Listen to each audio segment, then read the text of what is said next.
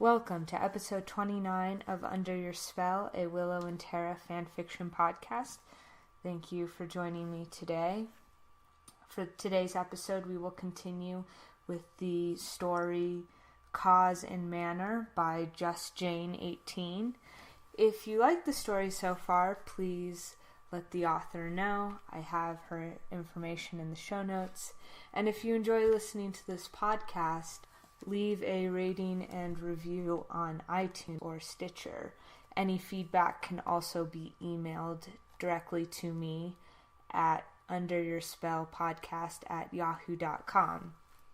Also, if you're interested in reading for the show, please contact me at that same email address and I might have a story for you. Cause and Manner, Chapter 3. Cookouts and Coffee Dates. For the last 5 years, most Sunday afternoons at the Scooby firehouse had been devoted to what Xander had termed the neighborhood cookout. The reality was more akin to a soup kitchen, although the Scoobies had adamantly refused to ever serve soup. The residents of the Tenderloin district of San Francisco had been hit hard during the economic collapse, and the unemployment rate in the area was far above the already elevated rate of the city and state. Some blocks had reverted back to their worst days of drug distribution and prostitution, but people in the area noticed that the streets directly around the old firehouse were somehow safer, and the free Sunday meals were welcomed by many. At 3 o'clock, the doors to the large space downstairs would open, and families from the area would join together for a hearty meal of chili or spaghetti or some other simple but filling fare. Any leftovers would be packed up for the families with children, and Buffy would make sure everyone was fed and headed home before night came to the often dangerous part of the city. The meals had been Willow's idea. She saw the end effects of poverty and drug use every day at work and wanted to do something to help. She also thought it would be good to integrate themselves more into the community since they were all outsiders. Having friends around them could never hurt, and it had always seemed they were so isolated in Sunnydale. The second part of the tradition occurred after the cookout was complete. The weekly Scooby update on any potential supernatural events in the area was held, usually accompanied by popcorn or ice cream, and often followed by movie night. This Sunday evening found Dawn speaking first, while the others fought over a bowl of buttery hot corn. "We are doing an article on a cluster of deaths that have occurred in a 3-block area of Haight-Ashbury near Golden Gate Park over the last month, all with puncture wounds. Have you seen or heard anything about that, Willow?" "Not specifically, no. Sometimes if people are transported to the hospital and then pronounced dead, we don't realize there's a geographical cluster. Puncture wounds could just mean drug injection sites, and we have been getting an abundance of drug overdoses. I'll keep my eye out for a trend or unusual puncture sites." Willow frowned at Xander as she realized he had gobbled up the last few bites of popcorn while she had been talking. "Sorry," the dark-haired man responded sheepishly around a full mouth. Buffy rolled her eyes at her two best friends. "I'll do a patrol in the area to check it out. Thanks, Dawn." The Slayer turned to Anya. "Anything strange happen at the shop this week?"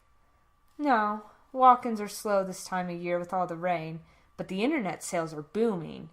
Oh, and I hired someone for the weekends. A witch, in fact. I'm hopeful she will work out since she already owes me money for ruining a book."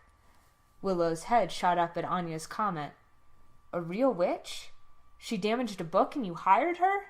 I would have thought you would have called the cops." Anya scowled at the redhead. "Yes, a real witch.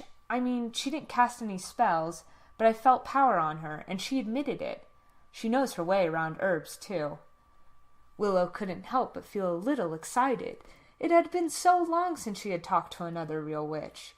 Without the draw of the Hellmouth, the few she had met over the last 10 years had very little power, and she had never felt a real connection with any she had come across in San Francisco. She hadn't cast with anyone except Giles and post-grad Amy since high school, and those experiences hadn't all been positive. Maybe she could stop by the shop sometime and meet this woman. "She's supposed to stop by our office tomorrow to talk about this thing with her brother. I told her we would listen, see if we could help," Xander added. Buffy tilted her head at her business partner. A non-paying potential client, I assume. What, was she pretty and crying? Anya barked out laughter. Oh, she has you pegged, my adoring husband. Never you could refuse a damsel in distress. Xander was still blushing as he tried to change the subject. Well, it might be more interesting than our current client. That girl's a royal pain in the butt. I don't care how much her daddy is paying us to watch her. It isn't enough. She snuck out at midnight on Thursday, and I found her drinking and dancing with 3 bikers at this crappy bar in San Rafael. Thank God for the GPS we put on her phone. Buffy looked less than sympathetic. Hey, I'm sharing the load on this one, remember? Mr. Flynn is paying top dollar for us to keep his teenager in line during the week when he is busy and his wife is in Europe. I know it isn't exactly exciting crime fighting, but we can handle one adolescent a few evenings a week for a few months, right, Xander? Of course. Xander looked over to see a familiar glint in his wife's eye and stood up, taking her hand. And on that note, I need to get started on my evening of groveling and apologizing for offering help to a pretty girl, even though I proclaim my intentions were true. Right, honey? Anya swatted him playfully on the rear as they started towards the stairs to their apartment. You've got that right. With the meeting participants all drifting away, Willow headed to her small office downstairs thinking about magic. She had trouble remembering the last time she'd cast anything other than general protection spells on the firehouse and the Scoobies themselves. That saddened the part of her that still loved the feeling magic could give her, the feeling that magic had brought her when she first started practicing in high school. But those early positive emotions had been tainted by experiences in college. The spell she almost cast on Oz in her lovesick grief, her "my will be done" spell, the spiral into using more dark magic during the long months after Glory to try and keep up patrols with the Buffy bot, the Slayer's resurrection, and the sad time that followed until she had found herself taking what Rack offered, like a drug, and hurting Dawn in a car wreck. Both Buffy and Giles had stepped up with the tough love at that point. She remembered her weeks with the Coven at Devon, learning the foundations of the craft that she had skipped over in her desire to get to the offensive skills. The dark magic withdrawals had been a painful lesson, one that gave her a mature appreciation for the powers inside of her and caution in using her gift. She had used magic to help during the battle with the first evil, and had ultimately been responsible for activating the potentials into Slayers worldwide. But since then, her hacking and forensic skills had provided as much assistance as the occasional spell, which led her back to thinking about the witch Anya had hired. What if she could talk about magic with someone who really understood? What if she was interested in casting together, or she knew of other local witches? Willow had assembled a respectable library on magical reference texts. Maybe she could offer her resources to the mystery witch. Well, for now that could wait. She booted up her private office laptop and quickly entered the back door she had created for easy access to the medical examiner's database. Plugging in a few search terms, she waited to see if the information Dawn had provided yielded anything concerning for vampire activity. The system was so slow it drove her to distraction. It had been designed by James Pierce with promises of quick, accessible information on all of the cases handled at the office. But the program was so full of errors and inefficiencies, he and Willow were really the only 2 doctors who could use the system at all. Ironically, her computer prowess was one of the reasons the redhead had retained her job through all the government cutbacks despite her lack of seniority. Finally, the results came up on the screen under the heading, Dead and Unidentified Management System. Willow had joked to Elise at the office that only James Pierce would name a program and not realize the acronym was DUMS, DUMS. Scanning through the tabulations quickly showed her that Dawn's article was likely to show only a sad collection of drug overdoses concentrated in a small area. Closing the laptop, Willow looked through her bookshelves for a text she had picked up in England and never read. She had always hoped one day to have a reason, and now maybe she would. She settled into her love seat in the corner of the office and opened to the first chapter of Casting Together, A Guide to Covening. By the time Willow got back to the firehouse on Monday evening, it was much later than usual. She started work painfully early in the morning for a lifelong night owl, but the reward was usually being home by 6 o'clock. Not tonight. The computer system had glitched again, and she had stayed late to put together a patch.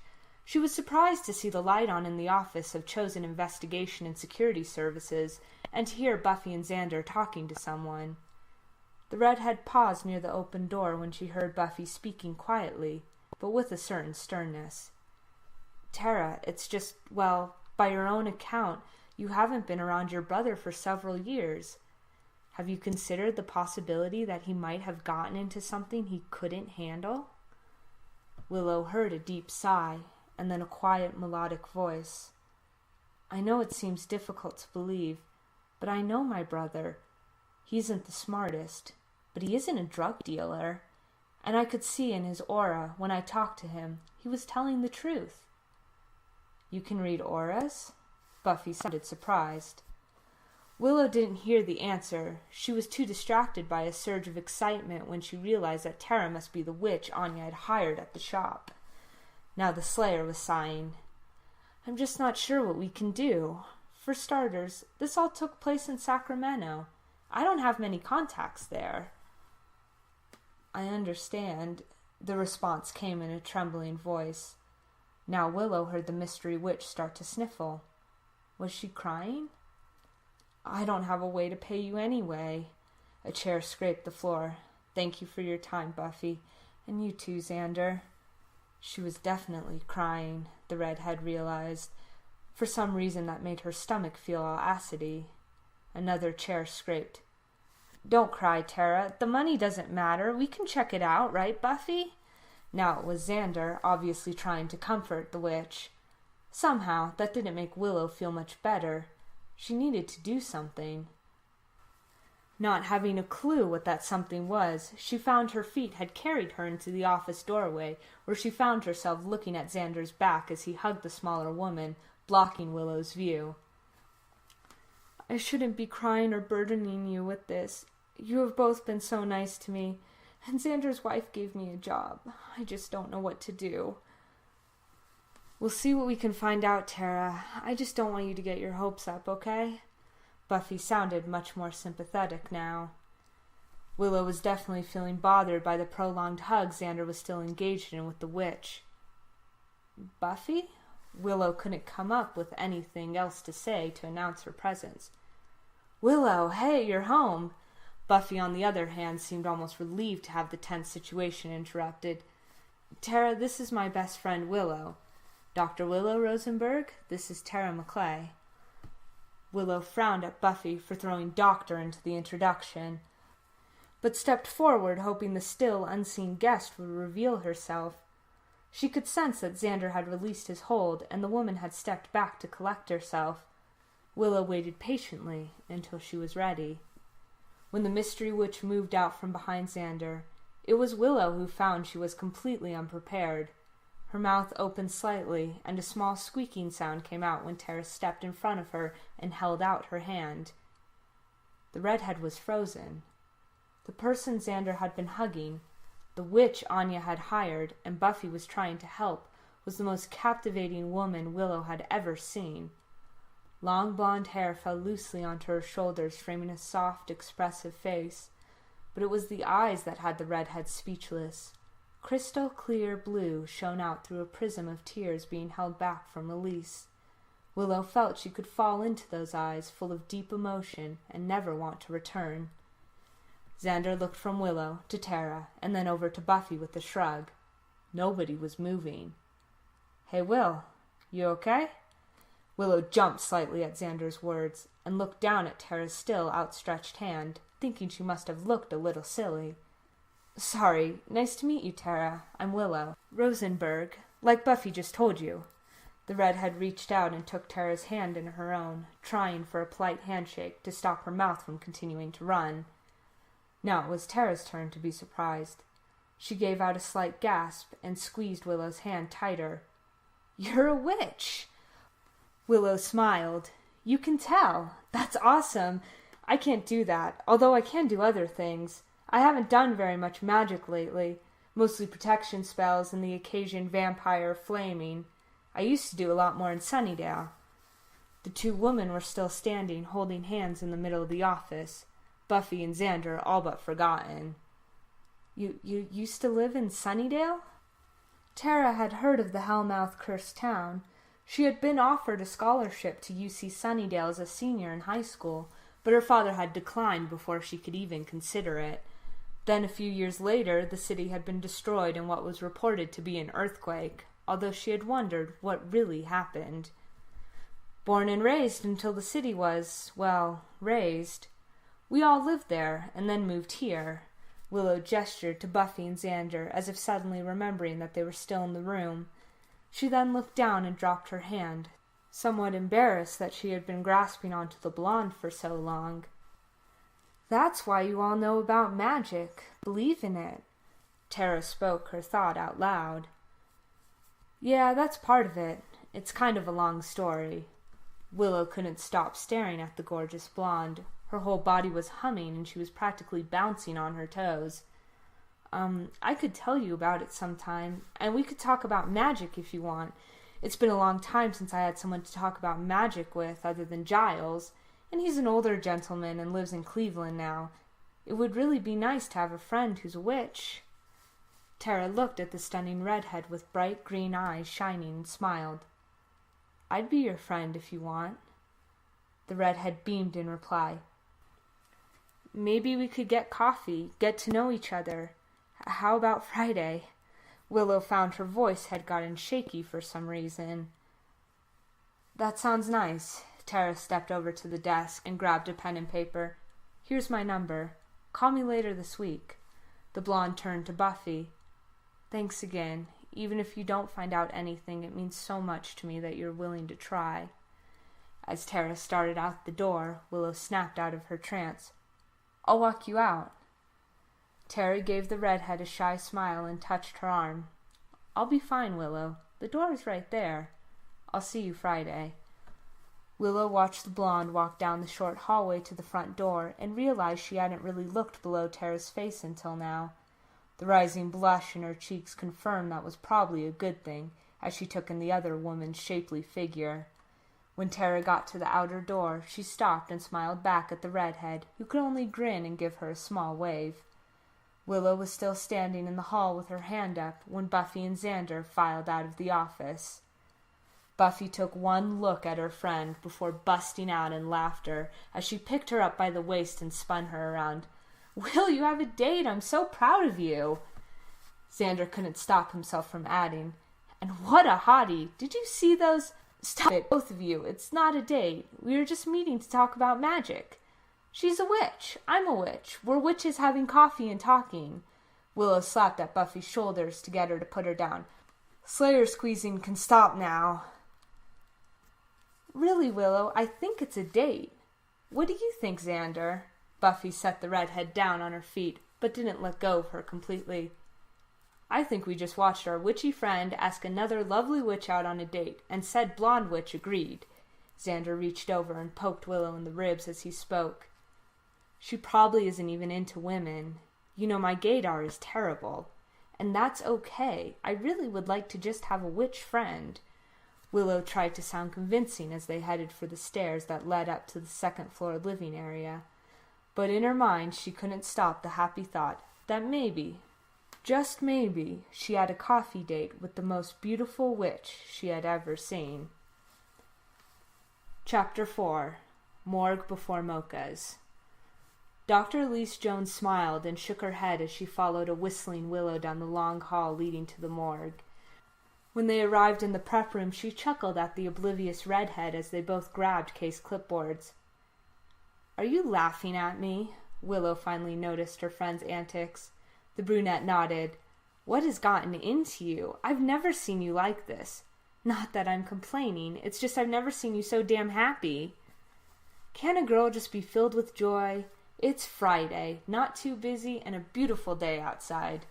Willow twirled in a tight circle. Elise was witnessing a new side to her younger friend and narrowed her eyes as she concentrated on the redhead. "Willow, it's pouring rain." Suddenly, it struck her. Happy, whistling, twirling. "You have a date, don't you?" Willow stopped and looked down and found the clipboard in her hand very interesting. "A date? No, I don't have a date." "Really, Will, 'cause you are acting very much like someone who is strangely excited about the day. Shame on you for not telling me, your good friend, that you have met someone." Elise stepped closer to the redhead. "I bet she's pretty." "She's beautiful," Willow blurted out before giving her coworker a mock frown. "You tricked me. And it's not a date, just a new friend I'm having coffee with at a prearranged time and place." Both of the doctors headed into the morgue, with Elise slightly teasing. "A prearranged time and place. You know that is the definition of a date, don't you? Well, off to work. I expect full details. I've been married so long I have to live vicariously." Willow hummed to herself more quietly as she gave her assistant the case number and headed to her station. She had picked a somewhat unusual case for the day. Duncan Green, a 35-year-old manager for Lab Services Incorporated, appeared to have jumped from the 8th-story balcony of his condo late at night, leaving a wife and 3 children. No reason was given for him to have taken his life. The autopsy assistant had rolled the body from the cooler and secured the cart to the station. Willow took a series of photographs as the assistant removed the clothing and began to clean off blood. Just as she began to take her initial notes, James Pierce appeared at her elbow, peering at the information on her clipboard. "Can I help you?" Willow was determined not to let anyone, especially James, ruin her good mood today. "Yes, thank you. I need you to give me this case." Assertive arrogance oozed from the man. "I've already started, Dr. Pierce. Is there some reason you are trying to take a case from me? Again?" "Yes, actually. It is a sensitive issue. I will take full responsibility." He spoke with a blustering authority, but with a nervous undertone. Willow sighed. She was not in the mood for a battle today, but she couldn't let this happen again. James was starting to bully her, and she was past the days of letting that happen. She turned to face the taller man. "This is my case, James. If you have a problem with that, take it to Dr. Banks." "I'll do that, Rosenberg," he barked and left in a huff. Willow did her best to shake off the strange interaction with her coworker and direct her full attention back to her work. Her assistant had finished undressing the man and found no personal items in his pockets.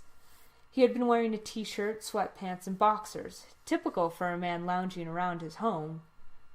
It appeared the man had landed on his back, as his face and chest showed no distinct injury. But as Willow started to examine up close, she noted a series of marks on the front of the neck, 1 on the right side and 4 on the left. The marks were red-purple and round to oval, and to Willow's forensic mind, they immediately looked like fingertip bruises. Now her mind was engaged and on full alert. She photographed the marks and moved on to examining the remainder of the body. As she lifted and peeled back the eyelids, she was troubled to find numerous tiny spots of red hemorrhage.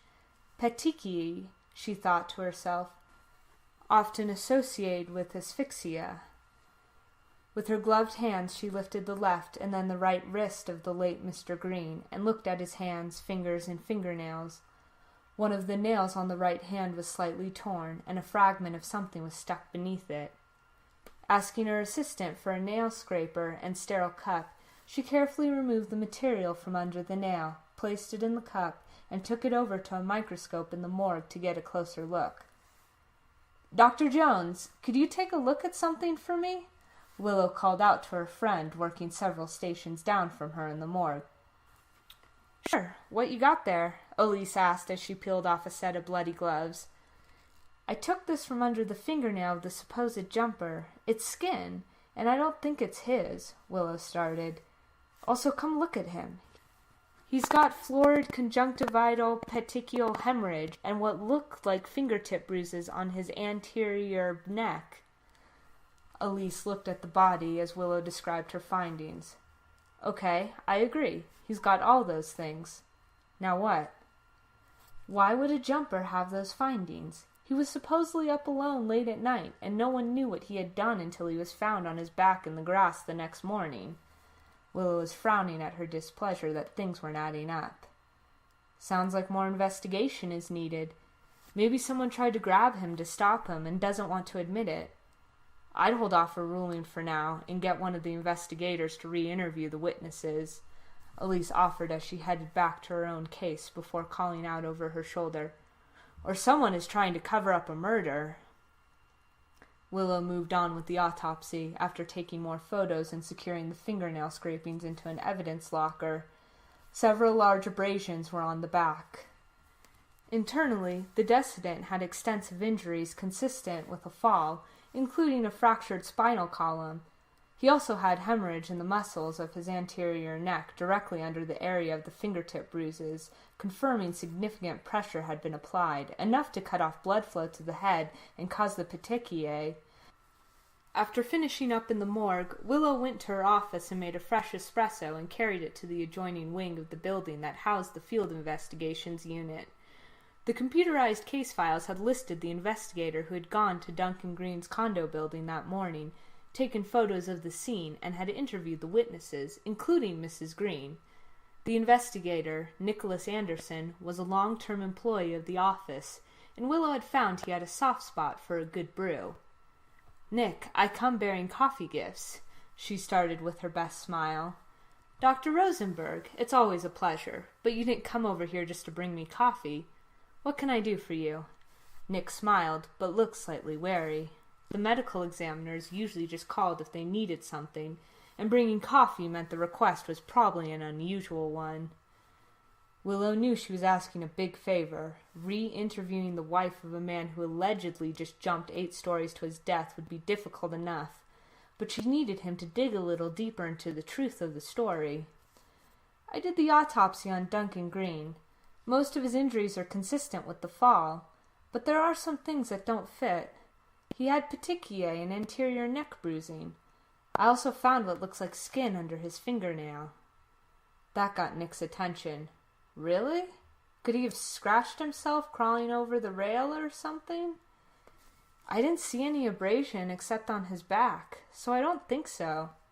I'm going to have the sample compared to see if it is his DNA, but I need you to go back out and talk to the wife and any other neighbors who might have seen or heard anything." Nick nodded. "I understand. I'll see what I can find out. Maybe take a uniformed officer out there with me." "Whatever you think is best. I'm going to hold off on the ruling for now until I get some more info and the lab can test the skin sample." Willow tapped the desk near the cup she had brought. "Enjoy your coffee first, and thank you. I feel like this is important." "Sure, Doc. I'll head back out there and let you know what I find." Nick leaned back in his chair and took a sip. "Spoil me with some more of this coffee, and I'll be putty in your hands." Willow had returned to her office and been so engrossed in paperwork that it was several hours later before she realized she had not heard back from the investigator. Now it was nearly 5 o'clock, and his shift would be over. She picked up the phone and called his direct line, but he didn't answer, and it rolled over to the switchboard operator, who informed her that Nick had been called out to another death scene and wasn't expected back for some time. Willow pondered her options. The DNA analysis would take several days, and Nick probably hadn't had the chance to type up his report on additional interviews anyway. The ruling on the case was pending for now, and she was legally allowed to take up to 4 weeks before completing the final death certificate. So waiting until Monday to talk to Nick wouldn't really hurt anything. Besides, she had a meeting with a friend for coffee to get ready for. That returned the smile to her face, and the spring in her step took her quickly to the exit. Shirts, pants, and skirts adorned the bed, the headboard, and the surrounding floor. Tara had worked her way through her simple wardrobe 3 times and still couldn't find anything she thought was suitable for a coffee with Willow. Should she wear jeans or a skirt? All of her tops seemed suddenly out of date. Why was she so worried about her appearance? This wasn't a date, was it? Willow wanted to talk to another witch about magic.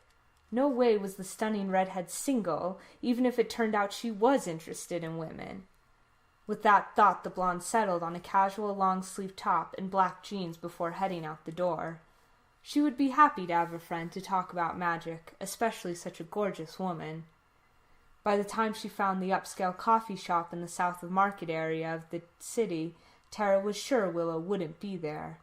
The train had been delayed, and she went down several wrong blocks in the unfamiliar neighborhood. She scanned the tables and saw no sign of the redhead. Glancing at the menu board, she decided it might be for the best if Willow had given up on her. A mocha and a sandwich were several days of her food budget. She sighed and turned to leave. "Tara! Tara!" The blonde turned toward the voice calling her name and found it was Willow practically skipping down a short hall from the direction of the restrooms. The redhead slid to stop in front of her. "Hi, sorry I wasn't here when you came in." Willow was speaking so fast she was almost out of breath. "I might have gotten here a little early and had a mocha or two and needed to make a little side trip down the hall." Now the redhead was blushing. "I was worried that you would show up while I was, busy, and look, you did. But you probably don't want to hear about that. Can I get you something?" Tara couldn't help but smile at the babbling speech. "I should be apologizing, Willow. I'm the one who was late." "Oh, don't worry about it. I have a table over by the fireplace. You want to sit? I was going to get another mocha. Can I get you one?" Willow was clearly buzzing. "That sounds nice." Tara reached into her wallet. "Let me get you some money." No, my treat. I invited you. Sit. I'll be right back." Willow pointed to her table and smiled before heading to the counter. As Tara waited, she couldn't stop taking little glances over at the redhead. She was in a green fitted sweater that made her eyes sparkle and a long brown skirt over boots. Willow was undeniably sexy in an unassuming way that was even more appealing. In only a few days, Tara had found herself with 4 new acquaintances, more than she had made in the last year. Anya had given her a part-time job, and Xander and Buffy were trying to help with her brother's situation, and then she had met Willow. What an unusual group of friends. She definitely felt power from the redhead. Anya had a different feel to her aura, while Xander seemed like a nice, normal guy. It was Buffy that had confused her the most. There was something magical about her, but not in a witchy way. Tara wondered if it would be rude to ask Willow about her. Suddenly there was a flurry of redhead in front of her. "I hope you like it. This place makes the best mochas in town, in my humble opinion." Tara took a sip. "It's delicious. Thank you again for inviting me." Willow bit her lower lip for a moment before speaking. "I'll be honest. I've been looking forward to seeing you all week." When she saw the blonde smile, she continued, "Can I ask, how long have you been practicing?" "Always, since I was little. My mom had a lot of power." Tara knew the redhead wanted to talk about magic, but maybe she could find out about the witch's life, too. "How about you? I can tell you are powerful. Did your mom teach you?" Willow almost snorted her mocha. "My mom? No. My mom would run the other way if she saw a real witch, and that includes me. Well, when she wasn't trying to have me burned at the stake. I'm mostly self-taught, although I've had some guidance from a few mentors over the years. Since we left Sunnydale, I've been mostly on my own." Tara didn't need to be empathetic to sense the sadness in the last statement. "Well, you're not alone now." From some well of courage she didn't know she possessed, Tara reached over and gave Willow's hand a gentle squeeze. "So you all left Sunnydale together? That's quite a group, you, Anya, Xander, and Buffy. And Dawn. That's Buffy's little sister. She moved out of the firehouse 2 years ago to her own apartment," Willow answered comfortably. "You all live at the firehouse? Together?" Tara was a little surprised. She knew Buffy and Xander had an office there, but didn't realize they lived upstairs. "Well, we have sort of a unique history. We've been through a lot together, and we all have our own space." Willow looked at her with concern. "Is it odd that we share the firehouse?" "Not at all. I've heard things about Sunnydale, about the mystical convergence there." Tara didn't seem to harm in asking. "Were you all involved with what happened?" Willow knitted her brow for a moment. She had to make a decision on the spot. Tell Tara everything, try to deflect the question, or outright fabricate. since she was terrible at the latter two, and since Anya had hired her, and Buffy and Xander were trying to help her with her brother, she decided to come clean. Besides, trusting Tara felt completely right to her, deep inside. Yes, we are sort of responsible. Buffy is the vampire slayer, and we were fighting to keep a great evil from escaping the Hellmouth. That's what we call the mystical convergence. It sort of ended up with Sunnydale imploding, but we did close the Hellmouth for good. Tara found her lower lip seemed to be hanging open. Buffy is one of the Slayers? I've heard about them. Willow shook her head. No, Buffy is the Slayer, the one girl in all the world, before there were dozens of them.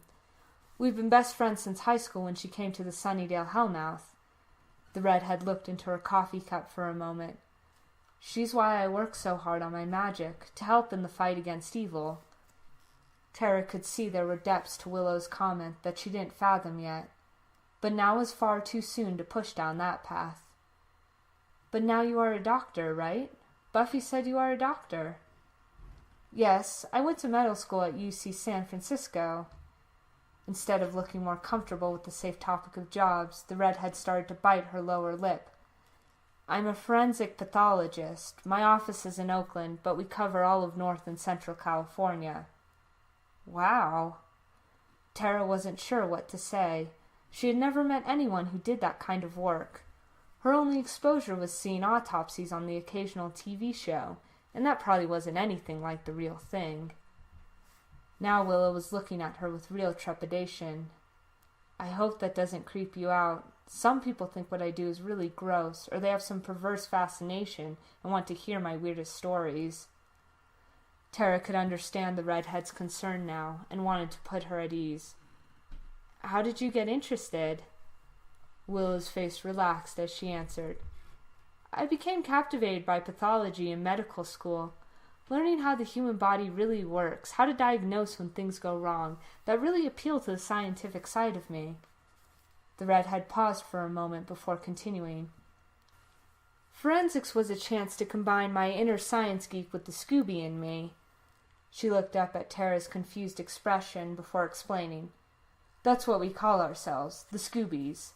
Solving supernatural mysteries, although we never had a cool van. Well, now I get to solve the ultimate mystery, how we die, and I keep an eye out for any demon-related deaths that may need to be dealt with in a non-traditional way. I hope that doesn't seem too strange. Tara smiled softly and reached over and placed her hand over Willow's. It sounds like you've spent a long time trying to help people. How could that be strange? The smile she received in return from the redhead warmed her more than the mocha. The truth was, she found herself completely smitten, not only by Willow's beautiful eyes, but by her thoughtful intelligence. The two women settled into a comfortable discussion about magic and Wicca, and were surprised when the hours had flown by and the shop was ready to close. As they walked out and down the street to the train station, Willow's anxiety crept back in. She wanted desperately to see Tara again, and soon, to ask her out on a real date, but she hadn't figured out how to ask whether the blonde was seeing anyone, female or male. Even if she was single, would she be interested in a date with her? Tara was feeling her own panic. She had just experienced several hours of sheer happiness in Willow's company. She had learned much about her new friend, but that did not include any discussion of a significant other. As they arrived at the entrance to the underground station, both women turned to each other and started to speak simultaneously. They laughed as they realized they were both trying to ask the same thing. Let me, or I'll get too nervous and nothing will come out right. Willow took a deep breath. I would like to see you again. If you want to get together and talk about magic or practice spells, that would be nice. Tara's smile faltered, and she felt her stomach sink a little. Willow really did just want to match friends. Although disappointed, she couldn't deny that having the redhead in her life in any capacity would be nice. But before she could respond, Tara felt her hand being taken between both of Willow's smaller ones. What I really want is to take you out on a date. The redhead looked up at her with wide, vulnerable eyes and a shy smile. We didn't really talk about that part of our lives, but I'm single, and I think you are amazingly smart and beautiful, And please stop me if I'm reading this all wrong and you are horrified right now and I've just ruined any chance for us to be friends." It took Tara a moment to process everything Willow had said, but when she did, she leaned down and spoke quietly into the redhead's ear. "I would love to go on a date with you, Willow." Before moving away, she brushed her lips against the cheek in front of her and smiled as she saw the other woman shiver. "I have to go. Tomorrow is my first day working at the Waxing Moon, and I should get some sleep tonight." Tara extracted her hand from between Willow's and slowly moved toward the escalator while watching the stunned smile on the redhead's face never change. "You'll call me?" The question seemed to break Willow out of her trance, and she nodded. "I'll call you." As she got to the top of the escalator, Tara looked back one more time before descending. "And Willow, I think you are amazingly smart and beautiful, too." And that concludes today's episode. That was Chapter 3 and 4 of Cosin Manor by Just Jane 18. Again, if you're enjoying the story so far, please let the author know. I have her information in the show notes. And if you like listening to the podcast, leave a review and rating on iTunes or Stitcher, and also consider taking the listener survey if you have not already. All that information is in the show notes, like always. And I'll talk to you next time. Take care.